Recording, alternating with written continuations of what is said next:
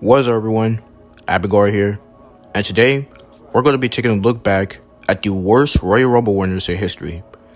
I think that the Royal Rumble is a very important pay-per-view because this most likely determines the matches for WrestleMania. But some of the years absolutely missed the mark, and that's what we're going to be taking a look at in today's video. So if you guys are new to the channel, like, subscribe, and follow me on Instagram. It will be in the description down below. But without further ado, let's go ahead and get started.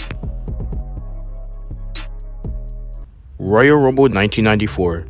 This one was just stupid. And this is the only Royal Rumble in history that had two Royal Rumble winners in one match, which was Bret Hart and Lex Luger. Now, I don't know much about older wrestling, but I don't know what they was doing with this one. All because they both got eliminated at the same time, and they didn't know who won, so they picked both of them. Horrible decision. Royal Rumble 2002. Triple H really didn't need to win this one. They could have gave it to someone else. Not that Triple H was a horrible decision or anything, but they should have left someone that was under push win. Like I said, I don't know much about older wrestling, but it felt like Triple H has already did everything. So let's move on. Royal Rumble 2011. Oh my god, this Rumble was so bad. The worst part about this Rumble was that it had 40 people in this match. Yes, you heard me right. I'm not kidding. And guess who won? Alberto Del Rio. Horrible decision. And 2011 was one of the worst years for WWE. And this was leading up to WrestleMania 27. And this WrestleMania was number 2 in my top 10 worst WrestleManias of all time video. And there's a good reason for that. This year was just so bad. And I'm glad that Alberto Del Rio lost his match against Edge. And that was one of the better matches, despite this WrestleMania being horrible. And if you thought the very next year picked up the pace, well, you are just about wrong. Royal Rumble 2012. They messed up so much on this one. Despite all the backlash for the 2011 Royal Rumble, when they had 40 people, they fixed it this time best as original 30, but this was still bad. Sheamus ended up winning the Rumble, and people was kind of neutral about it at first, until WrestleMania 28. And it's a shame because this is one of the best WrestleManias of all time. The only bad match on the show, in my opinion, was Sheamus vs. Daniel Bryan for the big gold. And that match ended at 18 seconds. 18 seconds, bruh. So all it takes is just one bro kick in the face, and then 1, 2, 3 ring the bell. Like, no, that was horrible. Other than that, I think that Chris Jericho should have won. Even though he still fought CM Punk for the WWE title, I think that Chris Jericho would still be the better option. Royal Rumble 2013. The only bad part about this Rumble was the match itself. The rest of the show was fine. It was really dumb when John Cena won the Rumble. And this was leading up to WrestleMania 29. And this was number 10 in my top 10 worst WrestleManias of all time video. Main reason was because of the twice in a lifetime match.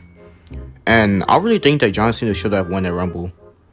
This was also the year that CM Punk's 434-day WWE title reign ended by The Rock.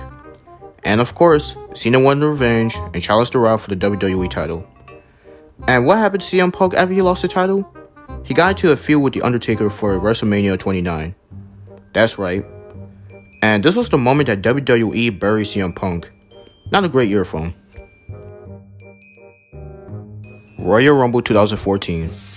This was not a good start to the year. And it's a shame because 2014 was a great year for WWE. But the Royal Rumble did not end well. Everyone wanted Roman Reigns to win the Rumble because he was on the roll. But of course, they just had to ruin it by letting Batista win. Why? Just why? And this was leading up to WrestleMania 30, which was one of the best ones. Daniel Bryan kind of saved this match, and this is one of the best matches of all time. But that Royal Rumble win clearly didn't help. And no one, I mean literally no one, didn't care for Batista because that was just horrible. Royal Rumble 2015. Oh god, here we go again. In my opinion, this is the worst pay-per-view of all time. But if you guys watch my videos, you will have already known that. I cannot stand this pay-per-view. Bray Wyatt stayed in the Rumble for too long. Daniel Bryan got eliminated way too early, and The Rock showing up at the end wasn't helping at all. Did he get a loud pop from the crowd? Not necessarily. And 2015 was one of the better years for WWE. And WrestleMania 31 was great too. And it was great for Seth Rollins to cash in his contract. Other than that, what in the world? This is one of the most hated Rumbles of all time. And The Rock couldn't even save this match himself. Royal Rumble 2016. After the backlash for Roman Reigns from the 2015 Royal Rumble, they still didn't stop. WWE thought it was a great idea to put the WWE title on the line. And Triple H won the title. And they tried to put Roman Reigns over, despite him being a face, but it just didn't work out. Leading up to WrestleMania 32, this was number 5 on my worst WrestleManias list. The reason why was because this WrestleMania was just so hated by the community, especially Triple H versus Roman Reigns. That match was just horrible. And for the rest of that year, it was great. But the Royal Rumble and WrestleMania 32 that year will always be hated on because of the horrible booking. Royal Rumble 2020. Now before y'all try to tell me how Drew McIntyre is one of the worst winners, chill. I'm not here to talk about Drew, because that was a great pick. I'm here to talk about Charlotte Flair. A lot of people wasn't a fan of this one, and I don't blame them. Why does WWE love pushing the same people? It's ridiculous at this point. Charlotte literally won so many titles, so why in the world does she need to win the Rumble?